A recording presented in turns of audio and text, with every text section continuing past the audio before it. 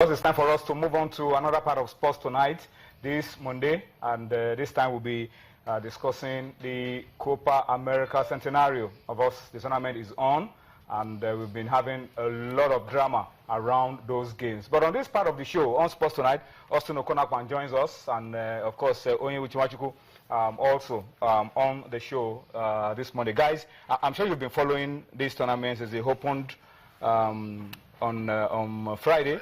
A lot of goals, expectedly a lot of drama, a lot of cards, a lot of controversy.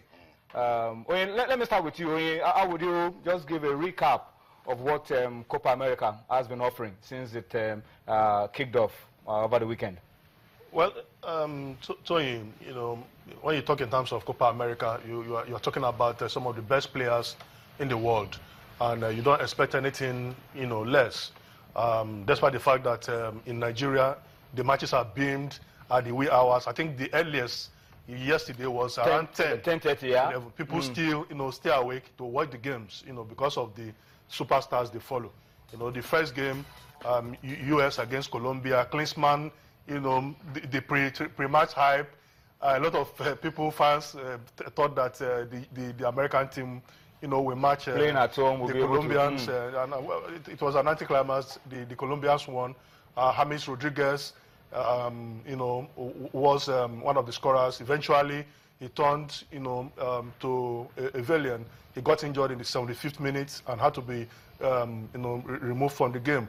And there are doubts if he's going to play the second game. So I think for me, the whole talk of Messi not winning for the national team, scored 50 goals in 108 appearances for Argentina. You know, they came so close at the last World Cup. We are runners-up last year at the Copa America. They also lost on penalties to Chile. You know, so we are beginning to say, is this the time when Lionel Messi will lead Argentina, you know, to a continental trophy for the Argentines? You know, a whole lot. Neymar is not there, but the Brazilians are not scoring. And they played out a goalless draw. We're going to come to the big one that is happening in a few hours from now, which is Argentina against Chile, a repeat of the finals the last time. But before we do that, let's still look back and take a look at some of the results. This time, I want to look at the results. Let's focus on the first two groups, Groups A and B. We'll look at the results from Group A, and then we will also come to look at the results from Group B. For Colombia, on this show, we previewed that it was going to be too close to call. But eventually, as you said, James Rodriguez inspired his team. He eventually got injured and he had to go. Costa Rica and Paraguay playing out a goalless draw. One thing that you come to identify with South American football and goalless draws is that the goalless draws are exciting and they are full of drama. Right. All right, so even if you see a game end 0-0, you know that there will be a lot of stories around those games.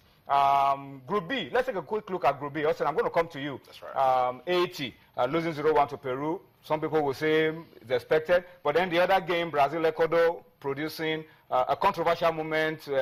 Did the ball go over the line? Did they not go over the line? Goal line technology will have solved that for us. But for Brazil, Onye talked about it, and I want you to also say something about it. Yeah. Neymar is not here, and the Brazilians are finding it difficult to score. Testing times for the Brazilian team, but the Salazar's doing they need to believe. I mean, injuries have done so much damage to this team. 6 players first out of this competition.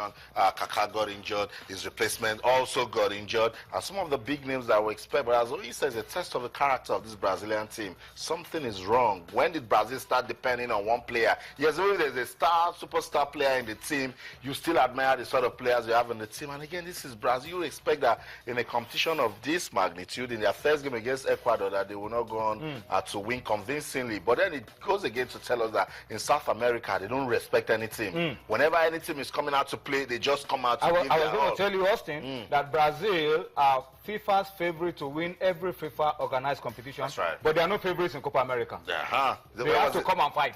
Look at Ecuador. They won it last. Yeah. Yeah.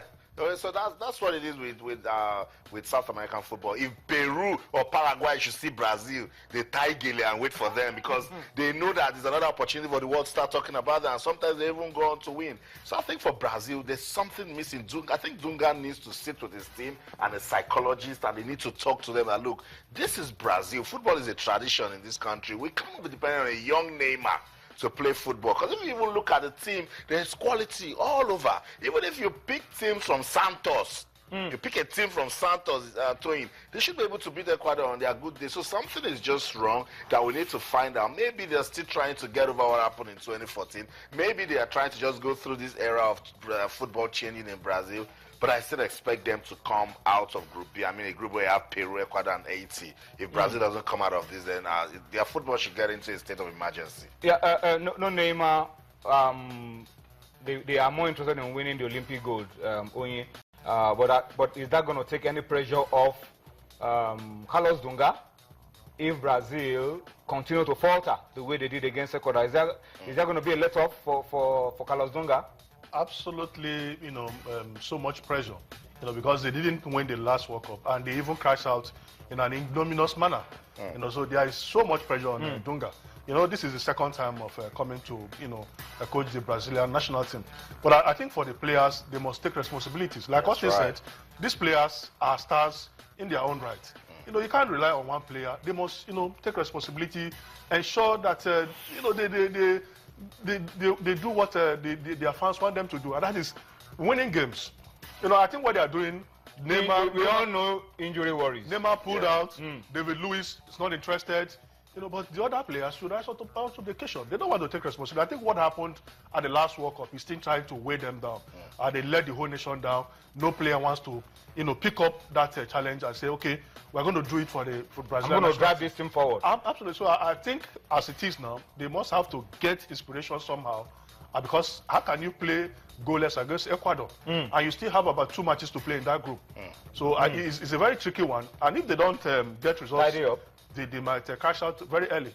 Let's go to Group C now, because that was a group that produced a lot of drama. That's right. Between Mexico and the former champions Uruguay.